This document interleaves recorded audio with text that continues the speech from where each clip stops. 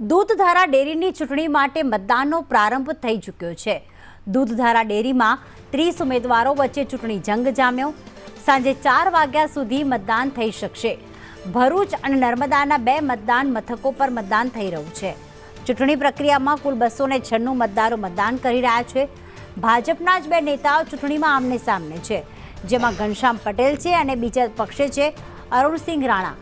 આ બંને ભાજપના જ નેતાઓ છે અને બંને આમને સામને ચૂંટણી જંગમાં છે।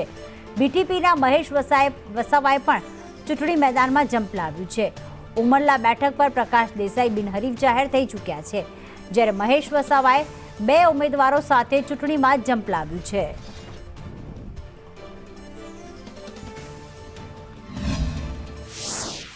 આજ રોજ ભરૂચ દૂધ ઉત્પાદક સંઘનું ઇલેક્શન છે અને જે રીતનો સભાસદ અને દૂધ ઉત્પાદકોનો જે જોમ અને જુસ્સો છે એ પ્રમાણે આ વખતે એવું લાગે છે કે ચોક્કસ પરિવર્તન થશે અને અમારી વિકાસ પેનલ સંપૂર્ણ બહુમતીથી જીતી। 1000 કરોડનું ટર્નઓવર ધરાવતી ભરૂચની દૂધધારા ડેરીની હાલ ચૂંટણી પ્રક્રિયા શરૂ થઈ ચૂકી છે। આપ જોઈ શકો છો કે ભરૂચ અને નર્મદા જિલ્લામાં આ ચૂંટણી પ્રક્રિયા હાથ ધરાઈ છે, જેને કારણે ભરૂચના જે 12 ઝોન છે જેમાં જિલ્લા આયોજન ભવન ખાતે ચૂંટણી પ્રક્રિયા હાથ ધરાઈ છે। આપ જોઈ શકો છો જે પ્રમાણે ચુસ્ત પોલીસ બંદોબસ્ત ગોઠવી દેવામાં આવ્યો છે, જેને કારણે મતદારોમાં બી ઉત્સાહ જોવા મળે છે। કોઈ અનિચ્છનીય બનાવ ન બને તેને કારણે ચુસ્ત પોલીસ બંદોબસ્ત તંત્ર દ્વારા પણ ગોઠવવામાં છે। તંત્ર દ્વારા હાલ તમામ પ્રક્રિયા પૂર્ણ કરવામાં આવી છે અને મતદાન પ્રક્રિયા હાલ શરૂ થઈ ગઈ છે। જો મતદાનની જો વાત કરવામાં આવે તો જે 12 ઝોન છે જેમાં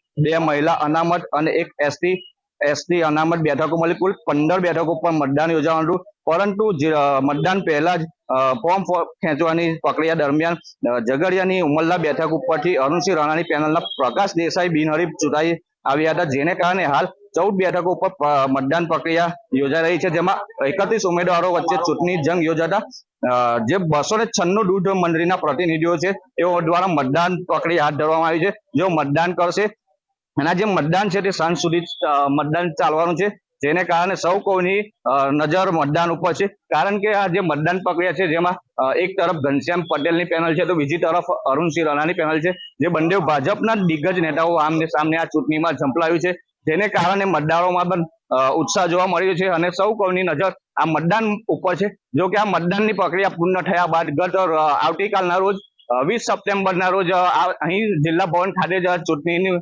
મતગણતરી યોજાવાની છે, ત્યારે આ ચૂંટણી પ્રક્રિયામાં કોણ બાજી મારે છે તે સૌની નજર એની પર છે। કોનું પલ્લું આ ચૂંટણીમાં ભારે રહે છે તેની સૌ કોઈ પર નજર રાખી રહી છે। ત્યારે ચૂંટણીની આ પ્રક્રિયા પૂર્ણ થયા બાદ મતદાન પ્રક્રિયામાં કોણ વિજેતા થાય છે તે જોવું રહ્યું। વિરાણા સંદેશ ન્યૂઝ ભરૂચ।